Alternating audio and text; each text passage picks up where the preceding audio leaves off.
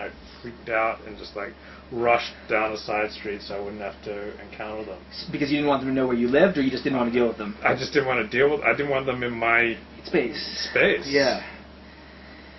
It's a rough one, and I. It's like you hire a hooker at night, and then you come in to audition people for your new movie, and then like your hooker comes in. She's an aspiring actress, and like it would makes most people uncomfortable when their hookers come in, and you don't want to, like you want to keep your hookers, I hear, in like a separate compartment. You keep the hookers where and you don't want the hookers go where the hookers go, and the rabbis go where the rabbis go. Yeah, and you don't want your hookers showing up in your shawl, and you don't want your hookers showing up at your accountant's, and you don't want your hookers showing up at your sports club, and. It's so funny because I'm realizing now. Someone just mentioned on my Facebook thing, "Oh boy, you have a lot of friends," and I said, "Well, my senior year of high school, I was voted friendliest," and then I was saying, I made a joke about that. But I was thinking, in high school, I did feel not limited by all these different cliques that were around. I felt like I could pretty much permeate any of them. But what I didn't feel comfortable was then bringing different cliques together. I felt actually, I think, powerless. I felt like I didn't know what was going to happen, and I didn't want it to happen. Because I would feel confused. Yeah, because I feel empathy for all parties, and I know how aghast some parties would be by the others. Right. And it just tears me up. Yeah. Like, I've got the Orthodox Jews, and I've got the porn people, and I know that this is not the way Comfortable they for roll. either, Yeah, right. and so I remember I was at this wedding. Friends of mine from Shul got married a few years ago, and I was feeling really happy and social, and when I get happy and social, I like to tell dirty jokes. I mean, it's everyone. But, like, every time I started to tell a dirty joke, I'd see my rabbi. Right. And it's like totally cast a pall on... Wait, this was where? This was at the... This was at a wedding. Now, there are a lot of people from my shul and from the Orthodox community, but there are a lot of people there who are secular and would appreciate a good dirty joke. Right. And I was like in fine form. I was very entertaining. But every time I was like getting launched on a lascivious story, I'd see my rabbi, or I'd see my rabbi's wife, and... It was not a... That's challenging. Yeah. I get some people that are integrated and they don't want to tell dirty jokes at weddings. Well, see, but I don't think... Because the idea of integration now is interesting to me because I would like to be able to feel that free, where like you can just be you and you don't have to worry about context at all. And I think I am kind of, but anyway. I think, for me, the answer is more that, like, no. The thing is that I like dirty jokes. And... you might not invite the rabbi to a function where you're going to be telling dirty jokes, but like you can't pretend that it's not your, or not you. I wouldn't want to pretend that it wasn't my thing if it was.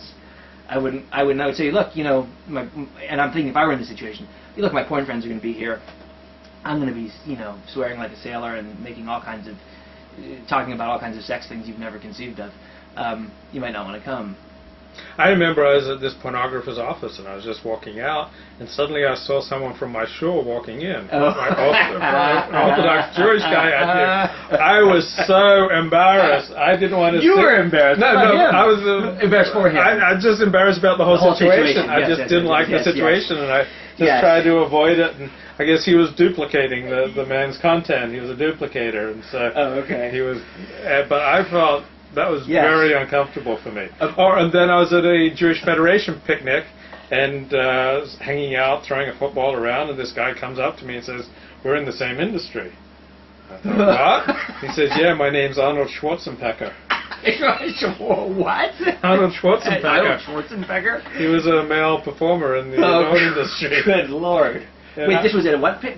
Jewish Federation Young Leadership picnic. I'm there to meet a nice Jewish girl. Yeah, and you meet Arnold Schwarzenegger. And I meet Arnold Schwarzenegger. He's also there to meet a nice Jewish girl. And it totally, or I remember I stepped into Stephen S. Wise one time, and the guy said, "Oh yeah, I just saw you on Entertainment Tonight talking about Linda Lovelace." And that was not the conversation I wanted to have right there at Stephen S. Wise Temple. Well, see, but I think you've got room there, personally, because talking on Entertainment Tonight about Linda Lovelace is not a bad thing. That it's well, not necessarily. I mean, like I said, the "Give Me Your Soul" thing. I don't care what anyone says out there. Personally, if I were you, if someone from the religious spiritual community tried to give me any crap about that, I would really go to the mat on that. I would be like, no, this was a fucking mitzvah I was doing, and I'll tell you why. So I think, I don't know. Well, I'll tell you another thing. I was on a date, and with this girl I really liked, and we'd just gotten back from this trip to Israel, and she said, I probably shouldn't tell you this, but a lot of people didn't want you to come along on this trip. They just didn't want you around. But bitch, why did you? But they were, Sorry, what's your business again? It was a Jewish Federation singles trip to Israel in 2000, and she said, when I heard you were interested in coming, I was all excited. But then when I told so and so, and she heard that you were coming, she was aghast.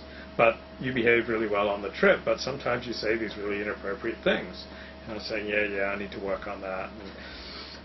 And so we'd had this really intense 1 a.m. talk. It's now 2 a.m. I'm walking out of Jerry's Deli, and I hear this guy yelling, "Hey, Luke, come over here." It's Ron Jeremy.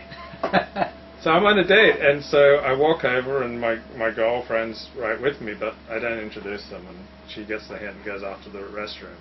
And then she asked me out later, "Why didn't you introduce us?" And I said, "Oh, he's kind of sleazy. You wouldn't want to." No, I didn't explain who Ron Jeremy was. Right. I really didn't want Ron Jeremy in my pristine Jewish world. That's fascinating to me for a few reasons. One, she wanted to tell you that she thought you were making some inappropriate comments, and she starts by trying to shame you, by telling you other people didn't want you around, didn't want you. Now, that was just them, that wasn't me, but now I'm going to tell you what they didn't like. Now, to me, that's bullshit. That's like, you know what? If you've got something you want me to change, tell me. Otherwise, don't pretend you're speaking for other people. Because it's not kind. It's not a kind way to bring something like that to you, I think. Do you agree at all? Like, no, it seemed reasonable. It seemed reasonable. All right.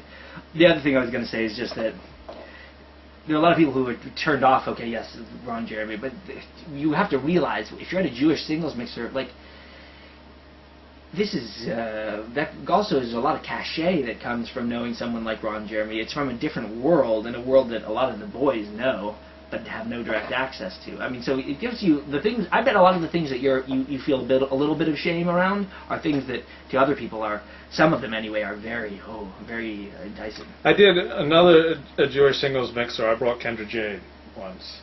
And she was quite at the head of the party. She's I do know she's some. She's an actress in the adult industry. Okay. She had a little fling with Jerry Springer in 1998 that hit the tabloids. So that's what she's most famous for. So you brought her to a Jewish singles mixer? Yeah, she and her stepmother. You are such a rascal. Flew Jerry Springer, and these tabloid cameramen got pictures and they put it all. Both of them, her and her mom, like we were talking about earlier. Yeah, her and the stepmom. And so I brought Kendra to this Jewish singles mixer, but told her she had to be on her good behavior, but quite a few people recognized her and they were very friendly, and like they wanted to know what she did, and they wanted her card, and her card has like her very naked on her business card, and so this was a Jewish singles mixer at the Federation? Yeah, I think so. I took Rob Spillane and Kendra Jade. That's glorious. I mean, I love it. I mean, because there's nothing wrong with it, but it's such wonderful mischief making too. Because like the guys wouldn't have been able to look at another woman there. Right. Yeah. Right. How did the women respond? It didn't go too badly, considering that as soon as I walked in, someone yelled, "Oh, I saw you on True Hollywood Story last night talking about Linda Lovelace." Oh, that was the same and one. And I was like, "This is a different woman, different place," but.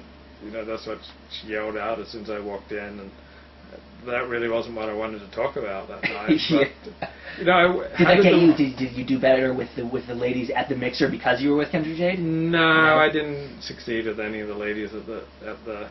But I remember I met up with this graduate of Beis Yaakov, which is a very right-wing Orthodox seminary. And she said, I think it's cool that you used to be with porn stars. So, so what? So you're just like, there's that. So there's like a whole mixture of reactions. They do, yeah. I mean, even the ones who hate it because they think it's cool, right? Yeah.